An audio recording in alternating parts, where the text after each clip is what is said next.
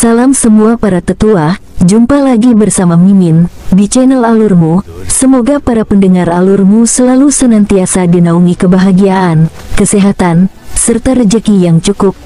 Oke, Mimin langsung lanjut ceritanya. Selamat mendengarkan dan hidupkan imajinasi para tetua. Cerita pun dimulai.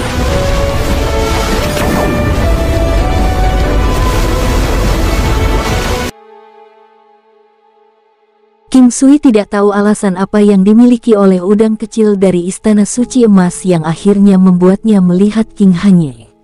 Namun, dari titik ini, dia sudah bisa mengatakan bahwa orang ini bukan burung yang baik. Dalam sekejap, sudah ada seorang pemuda berjalan menuju ke sini. Dia bisa dilihat melalui pintu masuk aula utama. Pada saat King Sui melihat pria itu, dia juga secara tidak sadar memujinya dalam pikiran ini. Pria ini sepertinya berusia sekitar 30 tahun, memiliki wajah seorang raja dan mata yang seterang bintang. Hidungnya bengkok dan bengkok dengan sudut mulut melengkung ke atas tepat pada sudut yang sesuai, membuat dirinya terlihat cukup percaya diri. Dia adalah pria yang penuh dengan karisma. Meskipun dia mungkin tampak santai saat berjalan, dia mempertahankan keanggunannya sementara pada saat yang sama, tidak memberi kesan kepada orang bahwa dia berpura-pura. Di sekujur tubuhnya memancarkan semacam aura yang berwibawa dan dewasa. King Sui tersenyum dan mengalihkan pandangannya ke King Hanye. Apakah pria ini terlihat lebih tampan dariku? King Sui bertanya dengan sedikit niat menggoda. Pria ini terlihat sangat ceria. Dia memiliki tampilan yang cocok dengan mata publik. Meskipun King Sui mungkin memiliki 9 tubuh emas yang, dia agak memberi orang perasaan bahwa dia lebih dari orang yang lembut dan pendiam. Ini bisa jadi perubahan karena terlalu jantan. Meskipun lembut dan pendiam, dia memiliki aura yang sangat alami yang mampu membuat orang lain percaya. Ciri utamanya adalah tanda di antara alisnya. Itu adalah segel yang ditinggalkan oleh alam valet jade immortal. Justru karena inilah dia terlihat begitu lembut dan pendiam. Tanpa itu, dia akan terlihat lebih gagah dan ceria. Salam, sesama penguasa istana. Saya di sini sekali lagi. Pria itu berjalan ke aula dan berkata dengan tenang.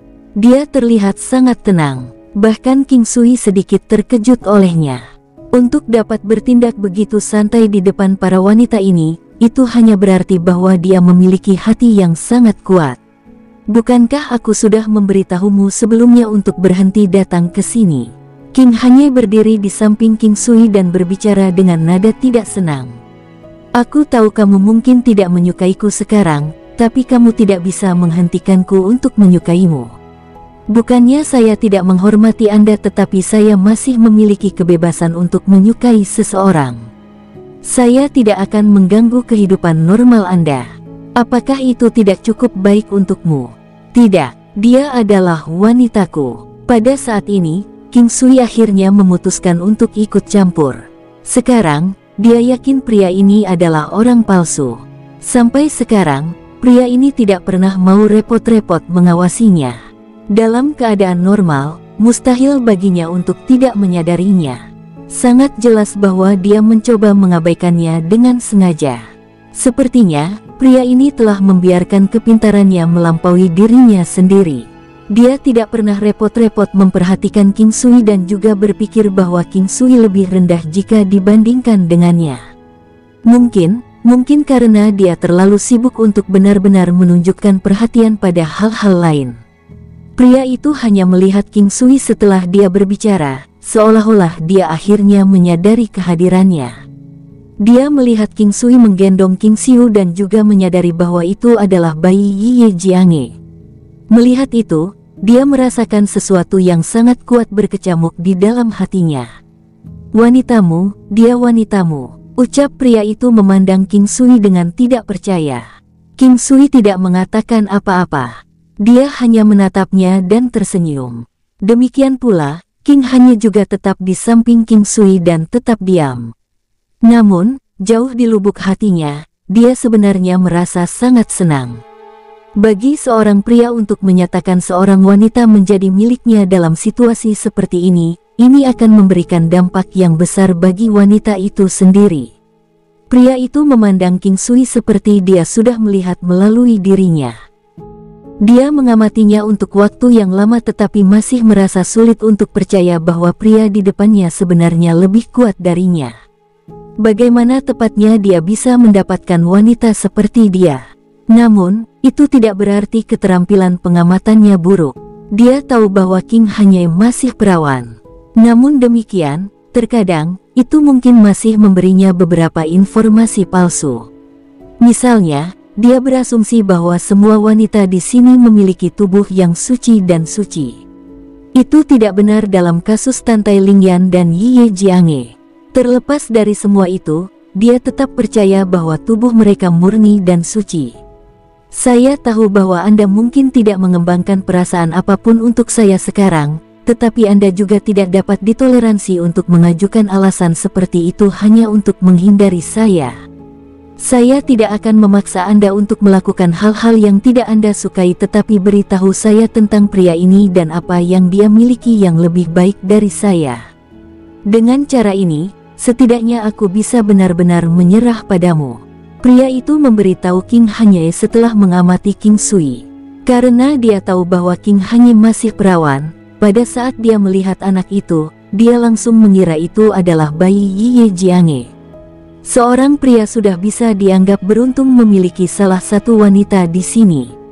Oleh karena itu, dia sama sekali tidak yakin bahwa King Sui benar-benar akan memiliki dua atau kelipatannya pada saat yang bersamaan. King Sui kaget dan menatap King Hanye dengan tatapan aneh.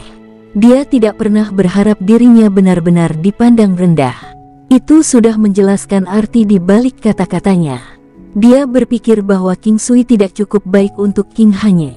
Lebih buruk lagi, pria yang saat ini berseberangan dengannya tampaknya memiliki rasa superioritas yang sangat kuat atas dirinya sendiri dan berada di bawah ilusi bahwa dia lebih baik daripada King Sui dalam setiap aspek. King Hanye balas menatap King Sui. Di wajahnya, sepertinya ada sedikit ekspresi tersenyum. Ini menyebabkan King Sui melotot padanya. Tidak ada gunanya aku menghindarimu. Saya telah menjelaskan semuanya dengan sangat jelas kepada Anda. Tolong berhenti menggangguku di masa depan. Kali ini, King Hanye akhirnya bisa melihat bakat pria ini untuk menjadi melekat. Siapa namamu? Apakah Anda berani bertarung melawan saya? Siapapun yang kalah harus segera menghilang dari sini. Ucap pria itu menatap King Sui dan menantangnya. Dia sepertinya melihat dirinya sebagai seseorang yang sangat elegan. Meskipun itu memang benar, dari sudut pandang King Sui, dia hanyalah orang bodoh. Dia semakin kesal dengan pria itu. Sekarang, dia telah kehilangan semua pandangan positif tentang dirinya. Istana Suci Emas, kan? Jadi sepertinya, Anda sangat memikirkan diri sendiri. Pernahkah Anda berpikir bahwa apapun yang Anda miliki hari ini semuanya diberikan oleh leluhur Anda? Pernahkah Anda berpikir tentang akan menjadi apa Anda jika Istana Suci Emas tidak pernah ada? Ucap King Sui memandang pria itu saat dia menyerahkan King Xiu kepada Ye Jiange. Saat pria itu mendengarnya, dia berubah dari tersenyum menjadi terlihat sangat bermusuhan. Dia menatap King Sui dan berkata dengan nada tenang, "Klan saya memang telah memberi saya banyak hal. Tetapi saya berani mengatakan bahwa saya tidak akan jauh berbeda bahkan tanpa klan saya. Ini bisa dianggap semacam kekuatan untuk dilahirkan dalam latar belakang keluarga yang baik. Itu sama saja dengan keberuntungan. Keberuntungan adalah sumber kekuatan, bukan begitu?" King Sui tersenyum, "Kejujuranmu memang pantas dipuji. Dibandingkan dengan kebanyakan anak orang kaya, Anda lebih pintar dan tidak sombong daripada mereka. Sayangnya, yang kurang dari Anda adalah sedikit lebih banyak kepribadian. Karena kamu sangat ingin menjadi tidak peka, biarkan aku membantumu mencapainya. Ayo pergi keluar. Dengan cara ini, setidaknya kita bisa menjaga diri kita sendiri agar tidak merusak seluruh area." Pria itu berbalik dan mulai berjalan keluar. King Sui tersenyum, "Hanya karena kamu mengatakan sesuatu seperti itu, aku akan menahanmu. Kamu terlalu memikirkan dirimu sendiri. Pria itu membalas tanpa menoleh ke belakang. King Sui, hati-hati. King Hanye memperingatkan. Apakah kamu mengkhawatirkanku? Kenapa tidak beri aku ciuman? King Sui tersenyum dan berkata. Meskipun King Hanye sadar bahwa King Sui mungkin hanya ingin membuat marah pangeran ketiga, itu masih cukup memalukan baginya untuk melakukannya di depan semua gadis. Meskipun mereka hanya selangkah lagi untuk benar-benar berciuman, itu tetap harus dilakukan secara pribadi. Simpan itu, berhati-hatilah, meskipun aku tahu dia tidak memiliki kesempatan untuk melawanmu. King Hanye melirik King Sui. King Sui tersenyum saat dia berjalan keluar. Dia tidak pernah repot-repot untuk waspada dengan harga ketiga Istana Suci Emas. Dengan kekuatannya saat ini, sangat mudah baginya untuk mengetahui seberapa kuat lawannya. Tentu saja, lawannya juga bisa melihat kekuatannya. Satu-satunya masalah adalah apa yang dia ungkapkan kepadanya hanyalah ilusi. Ini juga salah satu alasan mengapa lawannya tidak pernah repot-repot memperhatikannya. Jin Dao, senang bertemu denganmu. Pria di seberang King Sui berkata. King Sui tahu bahwa pria itu mengumumkan namanya. Ini adalah kebiasaan di seluruh benua. Biasanya, itu untuk memberitahu lawan mereka di tangan siapa mereka dikalahkan. Atau lebih tepatnya, seperti yang ditekankan pepatah, tidak ada yang mau mati di tangan seseorang yang bahkan mereka tidak tahu namanya. Ini adalah budaya yang melintasi benua. King Sui, dengan senang hati, King Sui tidak berusaha menyembunyikan apapun. Sangat sedikit orang yang benar-benar tahu namanya. Dua senjata yang mengingatkan pada pedang muncul di tangan Jin Dao. Keduanya diwarnai dengan emas tua. Meskipun itu mungkin masalahnya, mereka masih cukup cerah. Cahaya yang berkilauan bisa terlihat bersinar di bilah pedang saat itu memberikan niat membunuh yang dingin. Senjatanya cukup bagus. Saat King Sui mengamati senjata lawan, dia tidak mengeluarkan senjatanya. Meskipun dikatakan bahwa seseorang tidak boleh lengah bahkan jika mereka bertemu seseorang yang secara signifikan lebih lemah dari dirinya, King Sui tidak dapat menemukan kebutuhan untuk mengeluarkan senjatanya. Baginya, sama sekali tidak ada gunanya mengeluarkannya. Dia cukup percaya diri. Ambil senjatamu. Pedang tidak punya mata. Saya tidak ingin memanfaatkan Anda. Pria itu melihat King Sui tanpa senjatanya dan berkata dengan alisnya dirajut. King Sui, di satu sisi, memandang rendah lawan-lawannya dengan tindakannya. Ini sangat tidak menghormati seorang pejuang. Karenanya, Jin Dao secara alami tidak senang tentang itu. Bukannya aku merendahkanmu, hanya saja itu tidak berguna bagiku.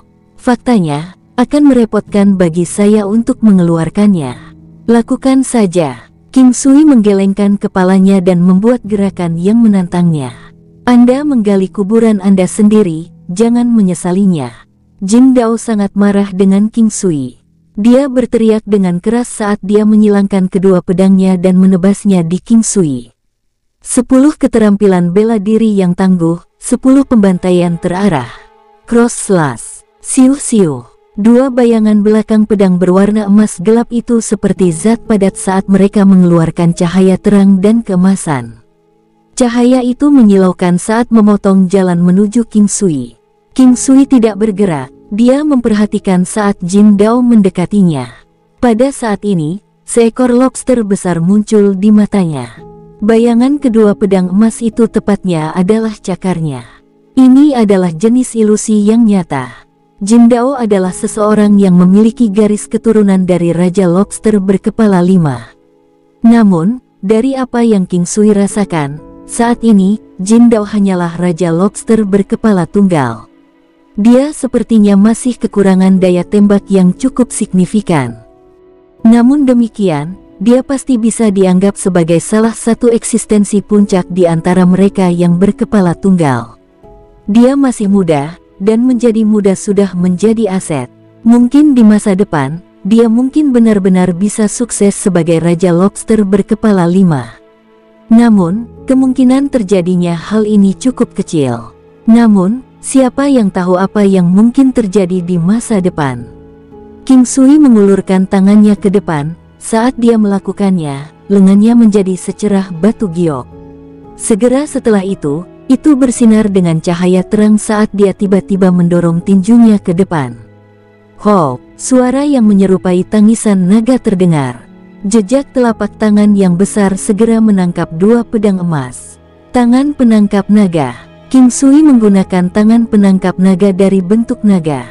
Hanya dalam beberapa saat, dua pedang emas yang bersinar terang di langit segera kembali ke bentuk aslinya dan tidak bisa bergerak di tangan King Sui. Jin Dao berjuang beberapa kali sebelum menyadari bahwa jarak antara kekuatannya dan lawannya terlalu besar. Mereka berada pada level yang sama sekali berbeda, seolah-olah orang dewasa melawan anak nakal. Kesenjangan itu tak terukur. Dalam pikiran Jin Dao, dia dibombardir oleh rasa kegagalan yang sangat besar. Lawannya masih muda namun budidayanya telah sangat melampauinya dengan banyak lipatan. Selama ini, dia selalu menganggap dirinya sebagai seorang jenius yang luar biasa. Bahkan banyak orang seusianya mengaguminya. Namun, dia belum pernah melihat seseorang yang berhasil mencapai kekuatan yang dimiliki pemuda di depannya. Bahkan orang-orang di sekitar Jin Dao yang lebih kuat darinya hanya sedikit mengungguli dia. Pria muda yang berdiri di depannya, di sisi lain, adalah cerita yang sama sekali berbeda. Dia seperti entitas yang tidak pernah bisa dilampaui. Sosok King Sui muncul di depan Jin Dao saat dia meraih kedua pedang emasnya.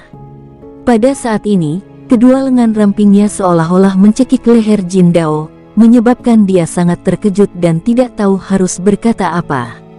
Aku telah mengatakan sebelumnya bahwa aku tidak akan membunuhmu. King Sui menunjukkan senyum ringan saat dia melepaskan Jin Dao. Jin Dao menatap kosong ke arah King Sui. Dia merasa sulit menerima kejadian yang baru saja terjadi. Untuk berpikir bahwa pria yang jauh lebih muda darinya benar-benar bisa menangkap pedang emasnya tanpa banyak usaha.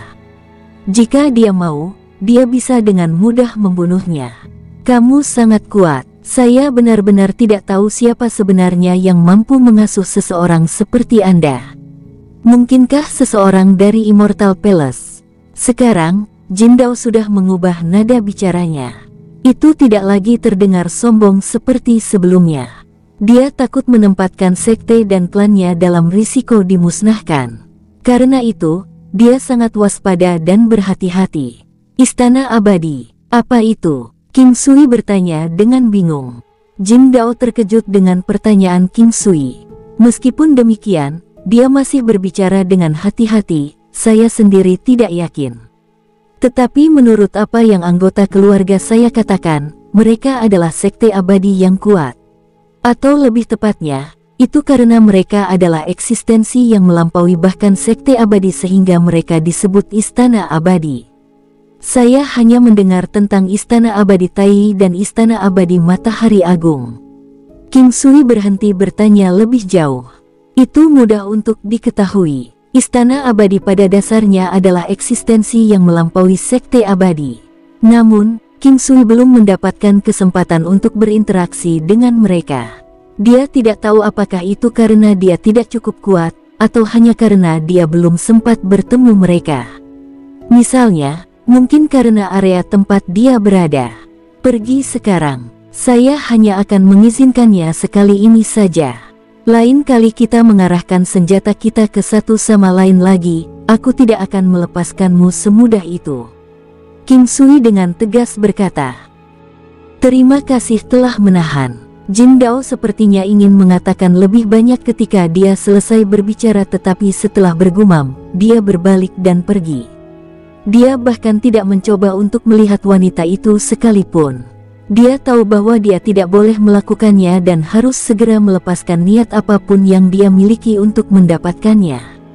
Jika dia tidak melakukannya dan akhirnya membuat marah para pejuang ahli, dia akan mengalami nasib yang sangat mengerikan. King Sui memperhatikan saat sosok Jin Dao menghilang. Meskipun pria ini agak tidak disukai, dia cukup perspektif untuk mengetahui apa yang harus dia lakukan.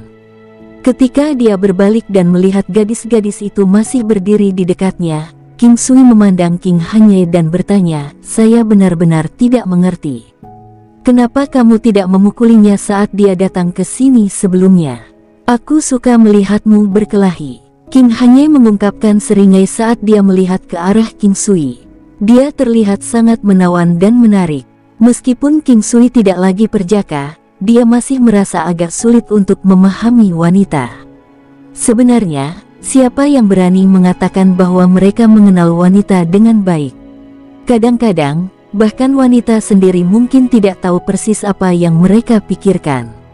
Bagaimana mungkin pria memahami makhluk yang dikenal sebagai wanita?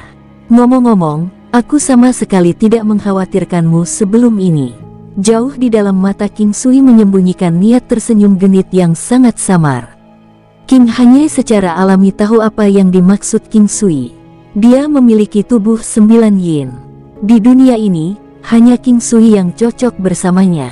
Mungkin takdir mereka sudah lama diatur oleh dewa. Begitu mereka bertemu, mereka sudah merasakan ketertarikan yang kuat terhadap satu sama lain. Saat itu, King Sui telah mencoba menghindarinya, tetapi rasanya semuanya ditakdirkan untuk terjadi.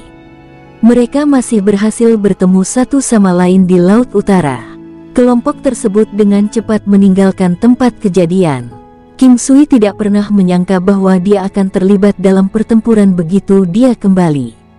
Mungkin ada orang yang berniat merebut wanita darinya, meski level mereka masih belum cukup untuk melakukan itu. Selama dia pergi, banyak hal telah terjadi. Yang paling utama adalah yang tentang Kekaisaran Konfusianisme Agung, Istana Suci Emas yang saat ini ada di depannya, dan juga berita tentang Istana Abadi Tai dan Istana Abadi Matahari Agung. Semuanya sudah mulai menunjukkan dirinya di permukaan air. Ini adalah Samudra Utara, wilayah tengah benua Haohan. Terletak di bagian terdalam dari Samudra Utara, 9 benua Star Ocean Domain dan jauh di dalam benua Haohan, keberadaan seperti apa yang ada di masing-masing wilayah ini. Meskipun dengan itu, King Sui tidak terlalu penasaran untuk mencari tahu lebih banyak tentang mereka. Satu-satunya alasan dia khawatir adalah afiliasi Tantai Lingyan dengan Five Tigers Immortal Sect. Selama ini, Five Tigers Immortal Sect tidak pernah menunjukkan dirinya. Sebenarnya tingkat kekuatan apa yang dimilikinya? Akankah dia memiliki peluang melawan mereka? Bahkan jika Five Tigers Immortal Sect benar-benar kuat, benua Haohan yang luas itu terlalu besar. Mencari sekte abadi mungkin terbukti lebih sulit daripada mencari jarum di lautan luas. Jika mereka adalah eksistensi yang King Sui masih tidak bisa capai bahkan pada levelnya saat ini mungkin hanya membuktikan bahwa mereka bahkan lebih misterius daripada yang diperkirakan.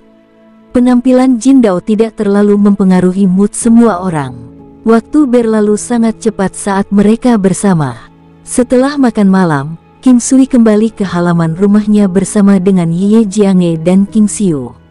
Sebenarnya, wanita lain belum menjadi wanitanya. Bahkan Tantai Lingyan tidak dianggap salah satunya. Meskipun mereka mungkin secara tidak sengaja terlibat dalam interaksi intim satu sama lain sejak lama, King Sui masih merasa bahwa dia adalah orang yang paling sulit untuk dihadapi. Bocah kecil itu sudah tertidur lelap di lengan King Sui sementara Ye Jiange ada di sisinya. Hari ini adalah hari tanpa sinar bulan. Lingkungan sekitar hanya diterangi oleh mutiara yang cerah di malam hari. Rasanya sangat tidak nyata karena cahaya keperakan yang redup terlihat menyebar ke seluruh area. Wanita suci itu tampak lebih tidak ternoda, bahkan tidak setitik debu pun di bawah cahaya terang ini. Dia tampak ilusi. King Sui, untuk sesaat, sedikit teralihkan hanya dengan melihatnya.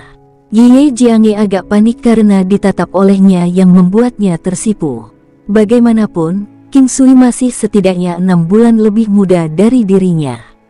Dia tidak bisa membantu tetapi berteriak, "Kamu telah melihat saya selama bertahun-tahun. Apakah kamu tidak merasa cukup sekarang? Kamu terlihat terlalu menawan. Aku tidak akan pernah merasa cukup hanya dengan melihatmu." King Sui menjawab dengan tawa kecil. Dia kemudian menundukkan kepalanya dan mencium keningnya.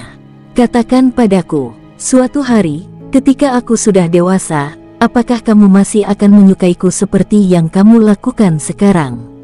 Saat itu, kulit saya akan kendor dan saya akan menumbuhkan beberapa kerutan.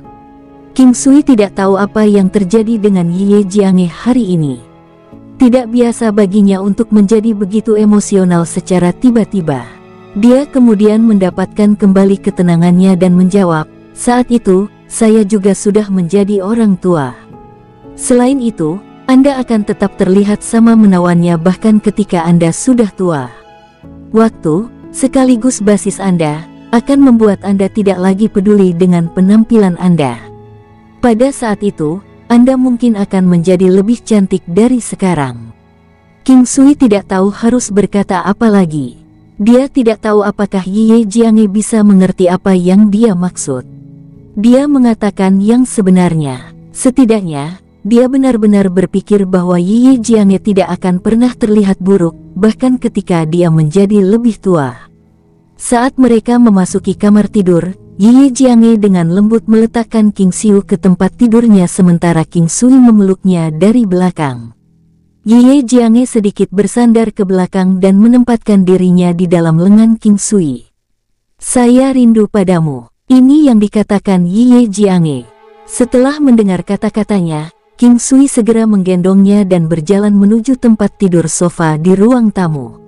Ini adalah pertama kalinya dia mendengar Ye Jianghe mengatakan itu. Dia kemudian menundukkan kepalanya dan meletakkan bibirnya di bibirnya. Dia dengan lembut membuka mulutnya dan secara bertahap mulai menyedot air liurnya di mulutnya. Ye Jianghe perlahan menanggapi King Sui. Dia melingkarkan kedua lengannya di leher King Sui.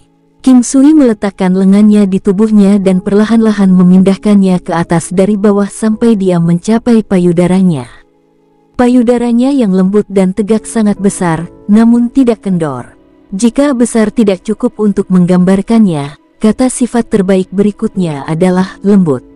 Itu memiliki bentuk paling tampan menyerupai roti dan buah persik madu. Dia tidak bisa meraba-raba semuanya hanya dengan satu tangan. Mereka halus saat disentuh. King Sui kemudian dengan kasar membuka pakaiannya. Saat dia melakukannya, kedua payudaranya keluar diiringi erangan lembutnya. Mereka pucat seperti giok dan terlihat jauh lebih baik daripada suet jade terbaik di dunia.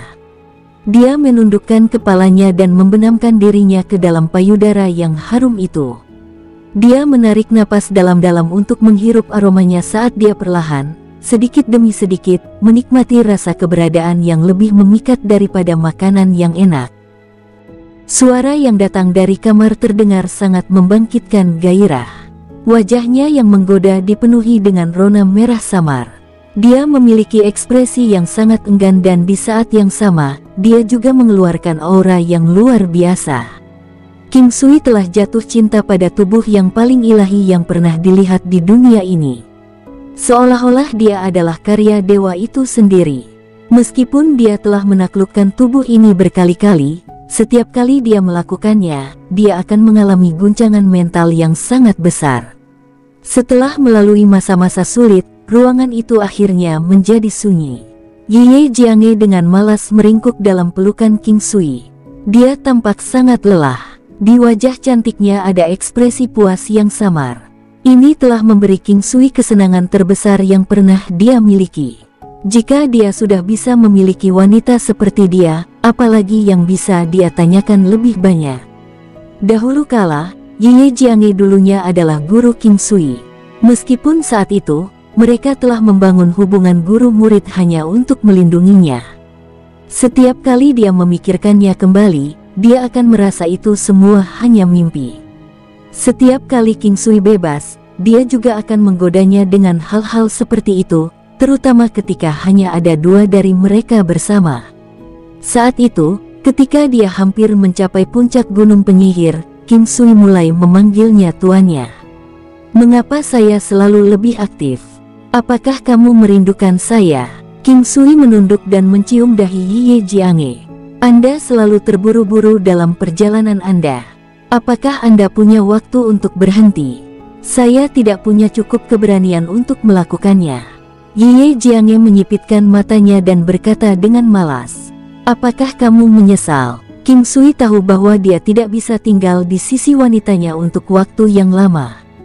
Tampaknya tidak mungkin baginya untuk membuat mereka tetap bersama. Masing-masing punya urusan sendiri-sendiri. Beberapa bahkan adalah penguasa sekte untuk sekte masing-masing.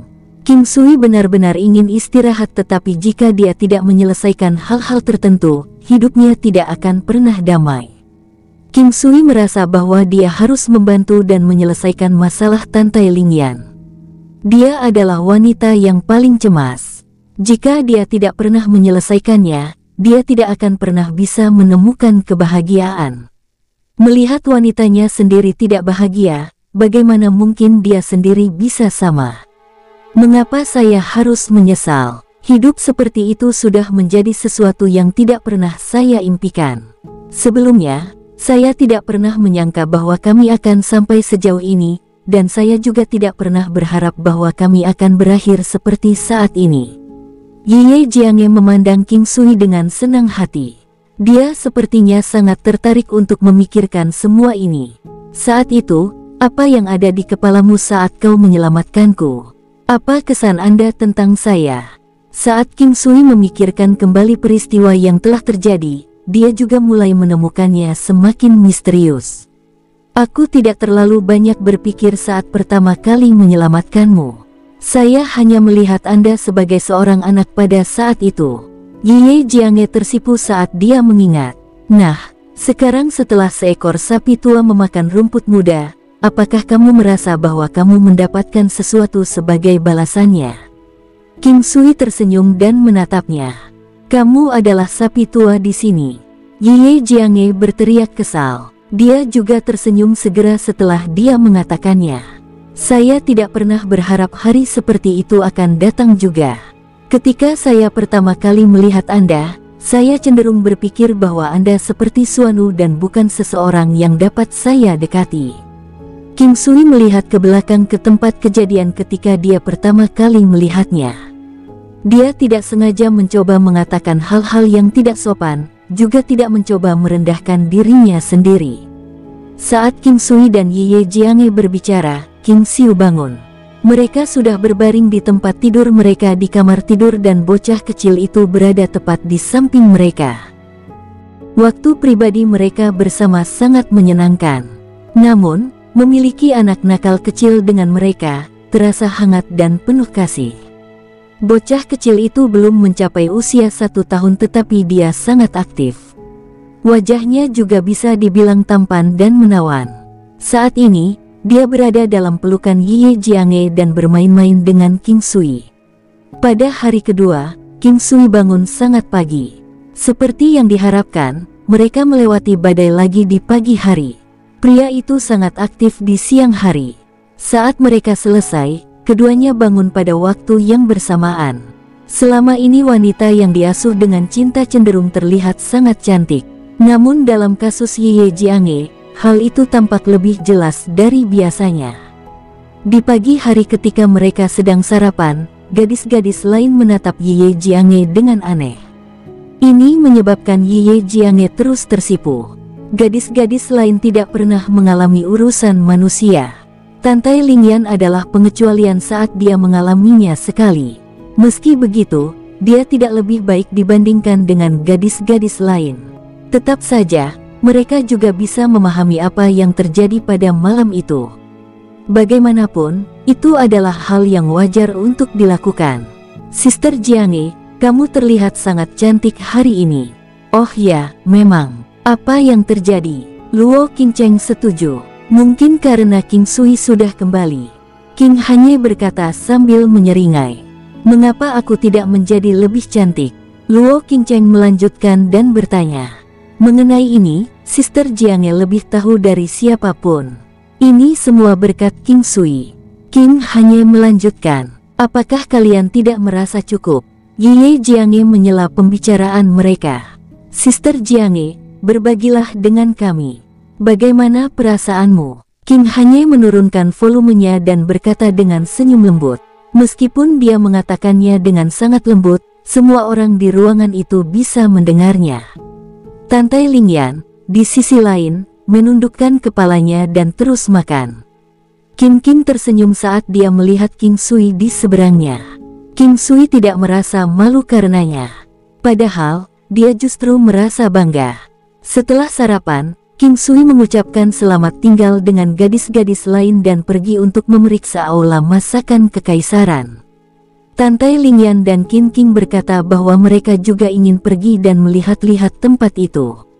Melihat itu, King Hanye juga berkata bahwa dia ingin bergabung. Pada akhirnya, King Sui tidak punya pilihan selain membawa mereka. Tempat itu tidak terlalu jauh untuk memulai.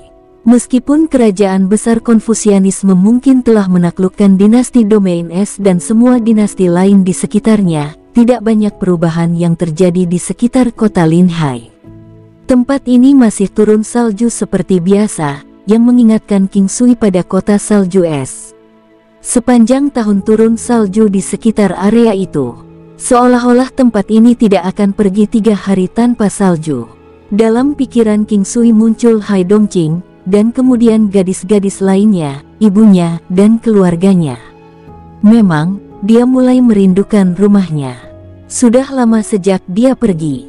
Pada saat dia terakhir di sini, Tantai Lingyan telah berhasil memahami tingkat dao surgawi yang lebih tinggi yang, pada gilirannya, membantu secara signifikan meningkatkan kekuatannya. Dia menjadi jauh lebih kuat dari King Hanye, Ye Jiange, dan yang lainnya. Imperial Cuisine Hall. Setelah tiba di Imperial Cuisine Hall, King Sui merasa bahwa atmosfer di sekitar sini sangat padat. Namun, dia tidak menganggapnya serius. Namun, aula masakan kekaisaran tampaknya menjadi sangat sunyi. Tidak ada yang terlihat di sekitar aula. Inilah yang menyebabkan King Sui menjadi sangat waspada. Baik Yin Tong dan Lan Lingfeng secara alami sangat senang melihat King Sui kembali. Mereka berdua menyambut King Sui dengan tinjunya sendiri. "Ah, akhirnya kamu kembali. Tanpamu, rasanya seperti kami kekurangan tulang punggung untuk mendapatkan dukungan." Lan Lingfeng terkekeh. "Apa yang salah?" King Sui memperhatikan ekspresi Lan Lingfeng dan bertanya padanya dengan santai setelah mengetahui bahwa semuanya baik-baik saja. King Sui dan para gadis melihat Ling Fei dan Zichesa. Tentu saja, putra Yin Tong juga ada di sana. Mereka memberinya hadiah yang telah mereka persiapkan untuknya. Anak itu sudah mengenali King Sui sebagai ayah angkatnya pada saat kelahirannya. King Sui tidak pernah membayangkan bahwa suatu hari ketika dia menjadi ayah angkat akan datang. Lebih jauh lagi, dia bahkan mendapatkan beberapa anak angkat untuk dirinya sendiri. Dari hal-hal yang berkembang, dia memperhitungkan bahwa di masa depan mungkin akan terus meningkat. "Apakah semuanya baik-baik saja di rumah?" King Sui bertanya pada Lan Lingfeng. "Semuanya baik-baik saja di rumah. Satu-satunya masalah sekarang adalah Imperial Cuisine Hall tidak bisa lagi menjalankan bisnisnya. Anda telah melihatnya sendiri. Tidak banyak orang yang datang ke sini lagi." Lan Lingfeng berkata tanpa daya. "Apa yang sedang terjadi?" King Sui bertanya dengan rasa ingin tahu. "Apakah kamu masih ingat klan Hua?" Lan Lingfeng memandang King Sui dengan ekspresi aneh. "Hua klan? Ada klan seperti itu. Saya ingat bahwa saya bertemu mereka pada hari pertama saya datang ke sini. Bukankah istana di Imperial Cuisine Hall ini milik mereka?" Kata King Sui, mengingat mereka. Dia tidak hanya mengingatnya, tetapi juga seseorang dari klan Hua, tuan muda kedua. Anak laki-laki tampan dan boros dari klan Hua yang seperti wanita. Orang itu telah dilumpuhkan oleh King Sui dan bukan lagi manusia biasa. Dia tidak tahu apakah orang ini masih hidup. Saat ini, klan Hua mengambil keputusan di kota Linhai. Selain itu, tuan muda kedua dari klan Hua, setelah dipukuli oleh Anda saat itu, mengalami perubahan besar dalam temperamennya. Dia pasti telah mengalami semacam peristiwa keberuntungan dan sekarang kultivasinya sangat tinggi. Lebih jauh lagi, dia adalah seseorang yang disukai oleh kekaisaran Konfusianisme besar dan perkataannya juga memiliki bobot dalam kerajaan Konfusianisme besar. Setelah dia mengatakan ini, Lan Lingfeng tampak semakin aneh. Saat itu, tidak banyak orang yang tahu bahwa tuan muda kedua Hua klan telah dilumpuhkan oleh King Sui. Bahkan sekarang, mungkin masih sama. Itu karena tuan muda kedua Hua masih sesekali merebut wanita dari orang lain. Apa yang kamu lakukan padanya saat itu? Saya mendengar bahwa Anda melumpuhkan kultivasinya. Sekarang, dia tidak hanya terlihat seperti wanita, tapi dia juga berperilaku aneh, mengenakan gaun panjang berwarna merah darah sepanjang waktu. Jika seseorang tidak menyadari bahwa dia adalah tuan muda Hua kedua, mereka akan berpikir bahwa dia seorang wanita. Lebih jauh, dia tidak hanya menculik wanita, mereka yang ditangkap olehnya akan mati, penuh dengan goresan dan bekas gigitan. Dia benar-benar cabul, kata Yintong. Saat itu, ketika saya melumpuhkan kultivasinya, saya juga melumpuhkan kejantanannya. King Sui menjawab dengan canggung. Ada cukup banyak wanita muda di sekitar dan ketika mereka mendengar apa yang dikatakan King Sui, mereka tergagap. Saudaraku, kamu benar-benar kejam. Saya bertanya-tanya, kenapa temperamen tuan muda kedua Hua akan berubah begitu drastis? Untuk berpikir bahwa itu karena dia menahannya. Mendengar ini, Zichesa memutar telinganya. Jika kamu terus mengatakan hal yang tidak senonoh, aku akan memutusnya. Meskipun Zichesa tidak merinci apa yang akan dia putar, orang tidak akan berpikir bahwa itu adalah telinganya, melainkan bagian bawahnya. Lan Lingfeng bergidik dan tanpa sadar mengatupkan kedua kakinya erat-erat. Ini membuat Yintong dan King Sui mengerti apa yang dia maksud dan mereka berdua tidak bisa menahan tawa. Saya telah melumpuhkan dantiannya. Sepertinya ada orang yang sangat luar biasa di dunia ini atau semacam obat ajaib yang dapat memulihkan kemampuannya. Hanya saja saya tidak tahu apakah tubuhnya telah pulih. King Sui bertanya-tanya. Membiarkan dantiannya pulih dan kemampuannya meningkat pesat sudah menjadi pertemuan yang dikirim dari surga. Dia bisa terus bermimpi jika dia masih ingin itu disembuhkan. Ucap Lan Lingfeng menyela. Kali ini, Zichesa tidak mengatakan apapun. Baiklah, jangan bicarakan ini lagi. Mari kita bicara tentang apa yang sebenarnya terjadi. Mungkinkah hanya tuan muda kedua Hua sendiri yang memiliki kemampuan untuk menekan tempat ini? King Sui merasa bahwa dunia ini benar-benar penuh kejutan. Peluang yang ditemui juga akan dianggap sebagai jenis keberuntungan besar. Dia tidak tahu apakah tuan muda kedua Hua harus merasa senang atau sedih. Bahkan jika dia mendapatkan kekuatan bela diri yang tak tertandingi, dia sudah kehilangan kejantanannya. Dengan kemampuannya, dia bisa membunuh semua orang di sini. Namun, itu adalah fakta bahwa dia tidak melakukannya. Dia berkata bahwa dia ingin menunggu sampai Anda kembali dan bahwa dia ingin Anda menyaksikan kami disiksa sampai mati. Selain itu, dia tidak akan membiarkan siapapun di sekitar Anda pergi. Lan Lingfeng merasa tertekan saat mengatakan ini. Kalian tidak bisa menang melawan dia bahkan setelah bergabung, sepertinya dia sangat kuat. King Sui memandangi beberapa wanita itu dengan rasa ingin tahu. Dia tahu bahwa para wanita telah datang ke sini sebelumnya dan dalam keadaan normal, tuan muda kedua Hua seharusnya tidak muncul. Namun, dia segera menyadarinya. Saat ini, tuan muda kedua Hua tidak lagi memiliki kemampuan untuk mempermainkan wanita. Ini juga mungkin alasan mengapa dia tidak muncul. Tentu saja, bisa juga karena dia tidak berada di kota Linhai. King Sui merasa takut hanya dengan memikirkannya. Jika tuan muda kedua Hua menjadi gila dan membantai orang-orang di sini, bahkan dia tidak akan tahu apa yang akan terjadi. Dia juga tidak tahu bagaimana para wanita akan dibandingkan dengan tuan muda kedua Hua. Peristiwa kali ini bahkan membuat King Sui merasa terkejut. King Sui, jangan ceroboh. Dia sangat kuat dan pendiriannya sangat aneh.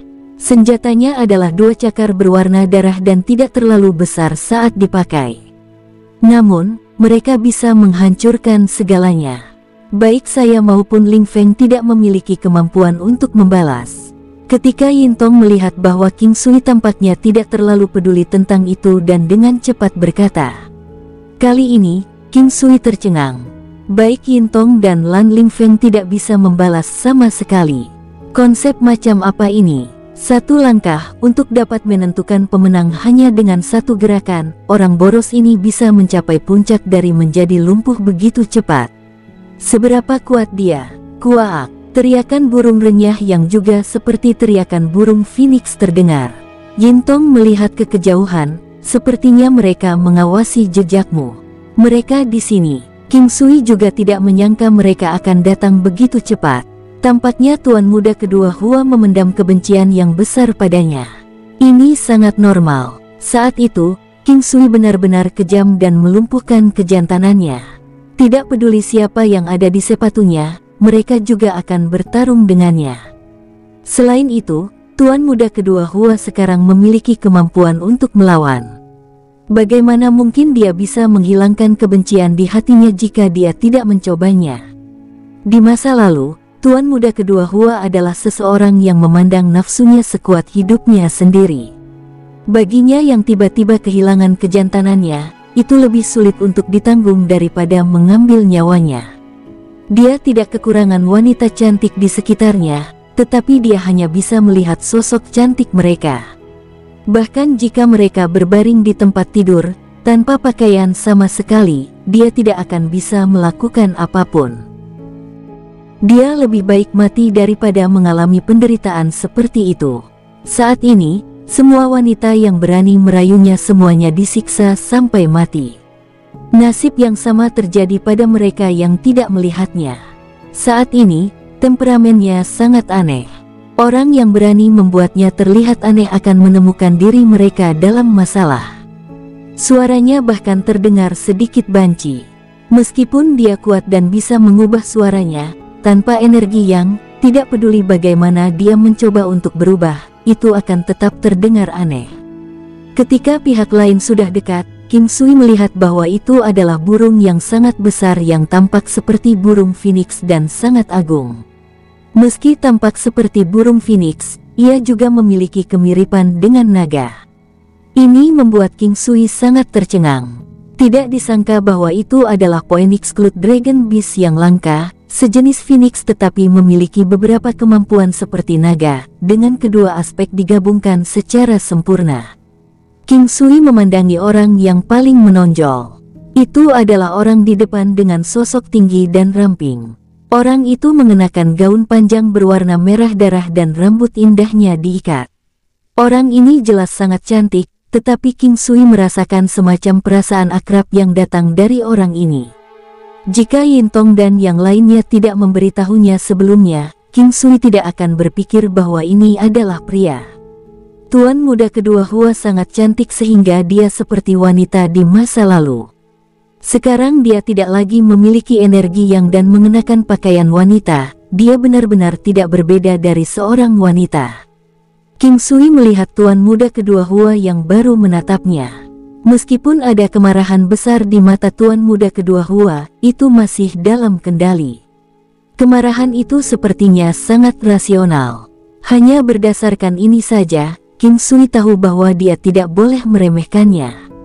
Hal tersulit untuk dikendalikan adalah emosi seseorang.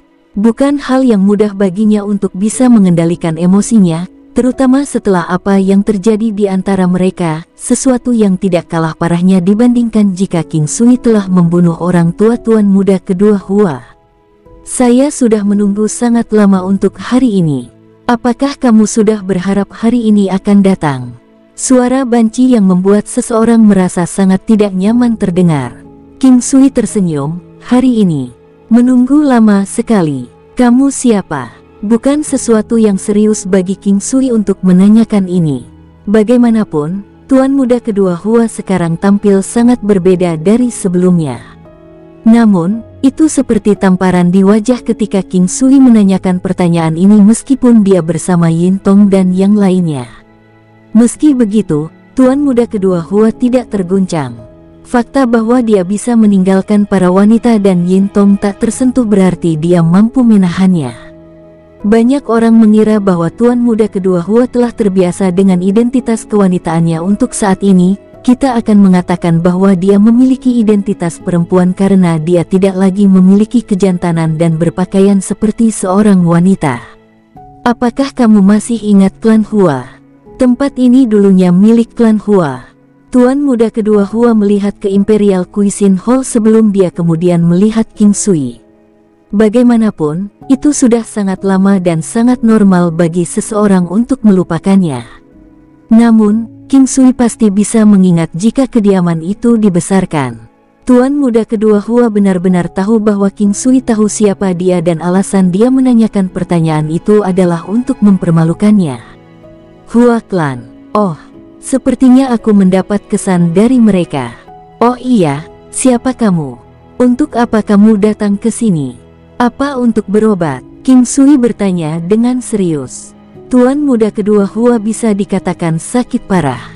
Penyakitnya sangat sulit untuk diobati. Tetapi karena King Sui adalah orang yang telah melumpuhkannya, dia secara alami memiliki sarana untuk mengobatinya. Sama seperti sekarang, King Sui tidak berpikir untuk merawatnya. Lagi pula, ada orang yang tidak pernah bisa Anda berteman dengan Anda. Meskipun apa yang saya lakukan di masa lalu salah, saya telah mengakui kesalahan saya dan meminta maaf. Meskipun demikian, Anda tidak hanya melumpuhkan kultivasi saya, Anda bahkan membuat saya menjadi seperti sekarang. Bisakah Anda memberitahu saya mengapa Anda melakukan itu? Hanya karena aku bukan tandinganmu. Hanya karena Hua Clan tidak mampu menyinggung perasaanmu. Hanya karena kamu tidak bisa menerima cara Hua Clan melakukan sesuatu. Tapi apa perbedaan yang telah Anda lakukan dibandingkan dengan apa yang telah saya lakukan? Ketika Tuan muda kedua Hua melihat King Sui, pria yang sangat dia benci, dia tidak akan segera mengambil tindakan.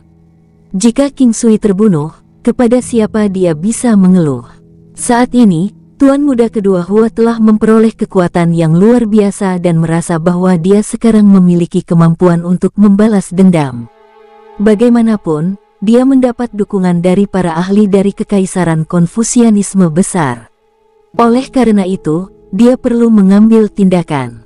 Dia ingin membiarkan musuh lamanya merasa bersalah, lalu mati perlahan di tengah keputusasaan. King Sui tercengang dengan kata-katanya. Selama ini, King Sui selalu memikirkan gagasan bahwa seseorang tidak boleh berlebihan. Menghancurkan kejantanan seseorang sebenarnya lebih kejam daripada membunuhnya. Saat itu, dia tidak terlalu memikirkannya karena dia marah dengan tindakan pihak lain. Sampah yang boros seperti ini telah melukai banyak wanita muda yang tidak bersalah dan King Sui merasa bahwa tuan muda kedua Hua pantas untuk dilumpuhkan. Dalam banyak hal, tidak ada benar atau salah, tapi semuanya tergantung pada kemampuan seseorang. Yang kuat dipuja dan yang memutuskan aturan. Mereka mendukung orang-orang yang dekat dengan mereka alih-alih alasan. Dalam beberapa kasus, ini bukan lagi masalah penalaran melainkan tentang siapa yang dapat menekan pihak lain. Pemenang dipuja sementara yang kalah dianggap salah. Siapa yang ingin berbicara tentang alasan dengan yang kalah? Selain itu, tempat ini adalah salah satu tempat seni bela diri berkembang pesat dan orang-orang menghormati mereka yang memiliki kekuatan bela diri yang hebat. Waktu yang sangat lama telah berlalu dan tuan muda kedua Hua juga telah mengalami cukup banyak penderitaan yang berada di luar tingkat toleransi manusia. King Sui datang dengan keputusan yang bahkan dia sendiri tidak bisa percaya. Setelah banyak berpikir, dia mengangkat kepalanya untuk melihat tuan muda kedua Hua. Sepertinya kebencianmu sangat dalam. Bagaimana dengan ini? Pertama-tama saya akan membantu merawat tubuh Anda sebelum kita menyelesaikan masalah di antara kita. Tidak peduli bagaimana jadinya, tidak peduli apa yang Anda pikirkan, itu akan menjadi kompensasi bagi Anda karena tidak meletakkan tangan Anda pada orang-orang di sekitar saya. Kata-kata King Sui menyebabkan tubuh tuan muda kedua Hua bergetar hebat. Dia tidak percaya apa yang baru saja dia dengar. Sudah lebih dari 10 tahun sekarang, setiap hari yang berlalu terasa seperti 1 tahun, dipenuhi dengan kegelapan. Temperamennya menjadi aneh dan dia tidak lagi mempercayai teman-temannya. Hampir sepanjang hari, dia bahkan tidak mengucapkan sepatah kata pun dan dia akan berguling-guling di tempat tidur pada larut malam. Oleh karena itu, dia menghabiskan seluruh waktunya untuk berkultivasi. Faktanya, Alasan dia mengenakan pakaian wanita adalah agar orang tahu bahwa dia memiliki temperamen yang aneh. Ini adalah cara untuk melawan kenyataan, juga sebagai pengingat pada dirinya sendiri bahwa dia tidak boleh melupakan kebenciannya. Mengapa? Apakah kamu tidak mau menerimanya atau tidak percaya padaku? King Sui memandangi tuan muda kedua Hua, yang tetap diam selama ini. Sejujurnya, meskipun aku akan binasa bersama denganmu hari ini, aku juga akan merasa puas dan terbebaskan. Karena itu, saya tidak takut. Saya tidak takut mati dan hanya tidak ingin mengambil jalan bunuh diri yang paling tidak kompeten.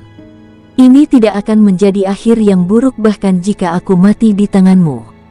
King Sui merasakan menggigil dingin melewatinya, tetapi dia tidak bisa menahan perasaan kagum atas perubahan tuan muda kedua Hua. Alasan rasa dingin melanda dirinya adalah karena seorang wanita cantik, atau lebih tepatnya, dapat dikatakan bahwa seseorang yang berpenampilan seperti wanita atau pria cantik mengatakan ini padanya, seolah-olah seorang wanita yang berbakti sedang mengaku padanya. Dia merasa sangat tidak nyaman dan dengan demikian hawa dingin menjalar ke dalam dirinya. Kamu telah berubah. King Sui tersenyum dan berkata, setiap orang akan berubah. Setelah begitu banyak hal terjadi, itu normal bagi seseorang untuk berubah. Tuan muda kedua Hua menjawab dengan tenang. Meskipun King Sui mengatakan bahwa dia akan memperlakukan tuan muda kedua Hua, yang terakhir tidak tampak sangat bahagia. Ini sedikit tidak normal. Bagaimanapun, inilah yang telah mengganggunya selama bertahun-tahun. Sekarang setelah bisa diselesaikan, tuan muda kedua Hua tidak senang sama sekali. Mungkinkah dia tidak percaya bahwa King Sui akan dapat merawatnya? Atau apakah dia tidak berencana untuk mendapatkan perawatan? Melihat betapa marahnya tuan muda kedua Hua, sepertinya dia belum terbiasa dengan kehidupannya saat ini. Faktanya, tuan muda kedua Hua tidak setenang yang dia lihat. Hanya saja tingkat ketahanannya sangat kuat sekarang. Sebelum dia sembuh, dia tidak akan merasa terlalu bahagia. Namun, apa yang dia katakan sebelumnya adalah kebenaran. Bahkan jika King Sui memainkan trik dan membunuhnya saat mengobatinya, dia akan bisa menerima tujuan ini juga. Dia sudah merasa cukup setelah bertahun-tahun ini. Namun, dia tahu bahwa ini bukan waktunya untuk merasa bahagia.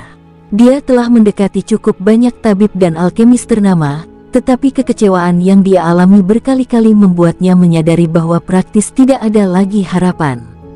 Saat itu, dia mengalami pertemuan yang beruntung dan mendapatkan warisan Cripple Sword. Warisan ini adalah salah satu dari jenis yang hanya dapat dikembangkan oleh orang yang memiliki kekurangan hingga tingkat kesuksesan yang besar. Dalam warisan ini, ada life return pill yang memungkinkan gantian seseorang diberikan tali kehidupan baru. Itu juga bisa memungkinkan sebagian besar bagian tubuh seseorang untuk diperbarui sepenuhnya. Namun, masih ada cacat yang tidak dapat dipulihkan. Oleh karena itu, tuan muda kedua Hua sangat gelisah saat itu, berharap pil obat ini bisa membuatnya menjadi seorang pria lagi. Namun, ternyata seluruh bagian tubuhnya telah sembuh hingga kondisi puncak, namun hanya bagian tubuh bagian bawah yang tersisa yang ia harapkan sembuh, tidak menunjukkan adanya perubahan.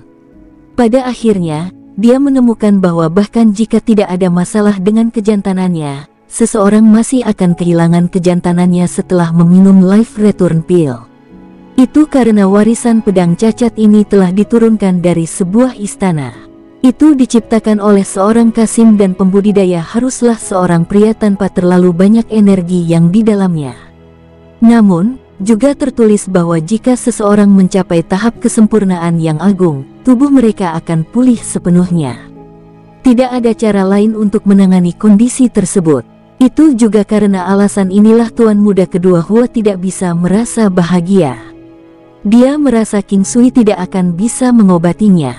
Bisa dikatakan bahwa dengan efek life return pill, kondisi lukanya pasti berbeda dari sebelumnya. Namun, dia tidak putus asa dan masih ingin mencobanya. Bagaimanapun juga, peluang untuk mencapai tahap kesempurnaan besar terlalu rendah dan bahkan jika itu dapat dicapai, itu akan memakan waktu setidaknya 200 tahun atau bahkan lebih lama. Dia merasa bahwa dia tidak akan bisa menunggu selama itu. Hatinya belum benar-benar tenang dan dia merasa bahwa dia tidak akan pernah bisa mencapai tahap kesempurnaan yang agung. Karena itu, King Sui adalah satu-satunya harapannya. Dia tahu bahwa keterampilan medis King Sui sangat kuat. Bersambung, sampai jumpa di episode berikutnya. Semoga kalian semua terhibur. Terima kasih, bye-bye.